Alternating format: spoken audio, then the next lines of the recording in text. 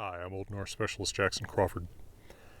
On my video channel dedicated to Norse language, myth, runes, etc., I try to address the misunderstandings and questions that the interested public have about these subjects, presenting that information for free in a place where so many academics have never tread the internet, at least it seems like, while being supported by the strangely generous people who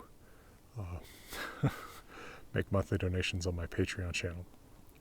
Today, I want to address a frequent question, or if I'm being honest, a frequent criticism about runes, because there is probably no human trait more universal than the desire to say, you're wrong, and I'm right, and I'm smarter than you for that reason.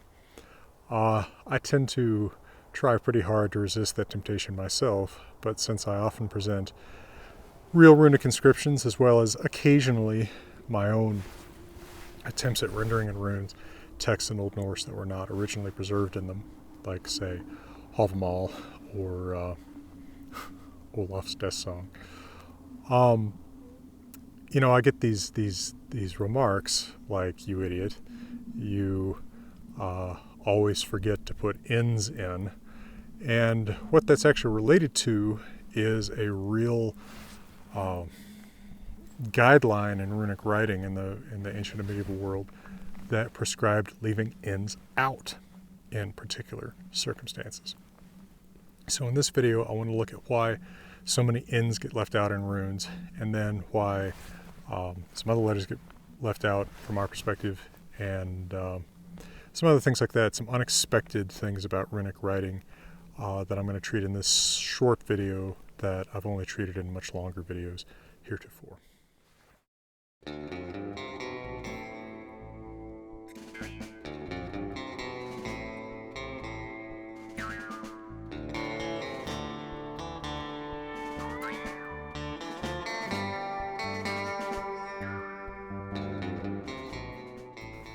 So as alluded to, where people mostly notice this phenomenon of the missing letter is in ins being missing, apparently, from words written or carved in runes.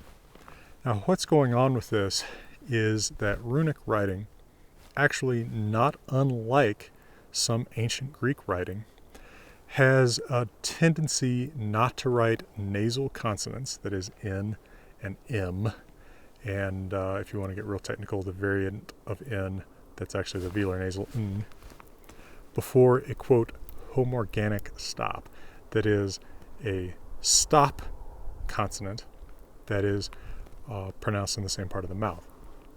So what this functionally means is that an N will typically not be written before a K, a G, a T, or a D. And an M won't be written before a B or a P. Now, as I mentioned, you can actually see this in ancient Greek writing, like in writing a word like nymphe, right, nymph. But it's extremely widespread in runic writing. And one of the words where you can most obviously see this phenomenon is a word that,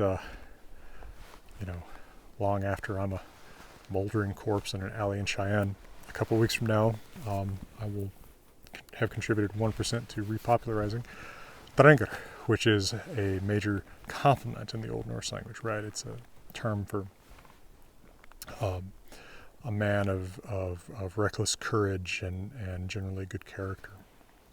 So if we look at several different inscriptions where this word is written, or a word containing it is written, we see that although there's a lot of uncertainty about how to write that vowel, which is a huge feature of younger Futhark writing, there's a pretty consistent non-writing of the N. Right, the G is represented by a K rune, which is typical in Viking Age Younger Futhark and even often in medieval runes. But we see, what would apparently be read as something like trex, trekala, trikala, representing dranks, drangala, drangala. This is in fact so common that I would call it pretty standard runic writing, and that's why I imitate it in my runic writing, for example, in something like the movie Frozen. I'm going to talk about a few other places where you see these apparently missing letters and a few places where maybe there's additional letters that we wouldn't expect. Let me just give you a quick word from my friends and partners at Grimfrost before I get to that.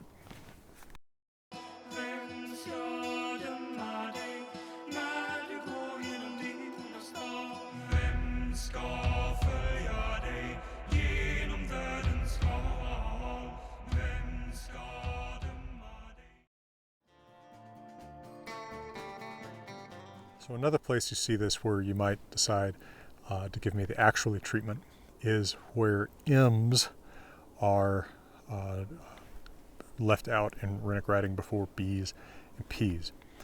Actually, I'm not sure if in Old Norse there even are MP sequences, but there are MB sequences.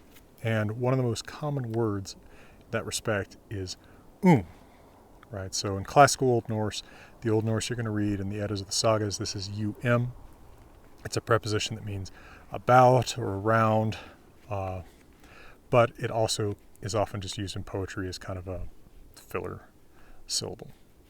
Now, in earlier Old Norse, we can tell from runic inscriptions and rhymes and skaldic poetry and things like that, that this is originally right? Is also suggested by cognates in languages like Old High German, Old English.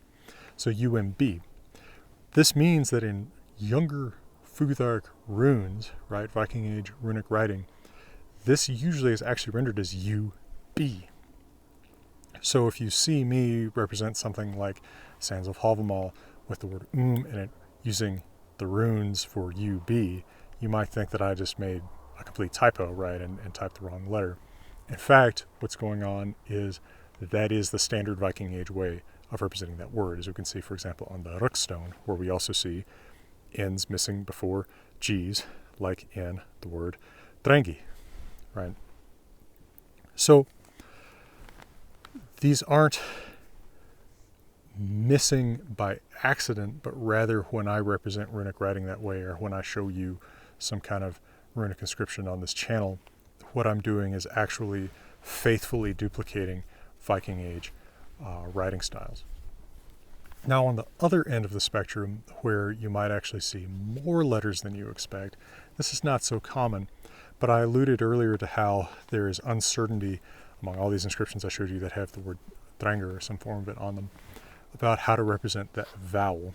And because younger Futhark in the Viking Age has only 4 letters for representing vowel sounds, but there's 9 distinct vowel sounds in Old Norse, there is sometimes some real uncertainty about how to represent them, and probably the most common is with the letter E, right, the sound A, like in dranger. And so sometimes what you'll see is that a rune carver having access to a letter that stands most fundamentally for I, another one that stands most fundamentally for A, another one that stands most fundamentally for U, which are all at corners of the vowel chart, tries to represent sounds that are between them by writing both of them, right? So writing like IU or UI for Y, or writing IA or AI for E, or UA or AU for O. In fact, the AU for O may be what's going on with the way that runes typically write the word ok and as AUK, although that may also be because it is originally from a diphthong al, as you might be able to tell from comparing it to the German cognate auch. So keep in mind, I've reviewed this in many longer videos, but I wanted a shorter video about this just to address the actually people who never watch anything longer than it takes them to get to an actually point. I just wanted to address these concerns, show you or remind you as concisely as my winding style can that representing Old Norse in writing and runes is never a one-for-one representation of Roman alphabet letter with rune letter.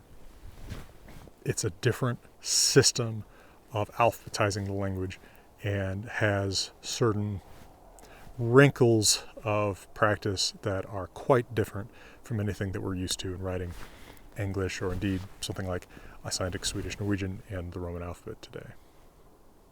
All right.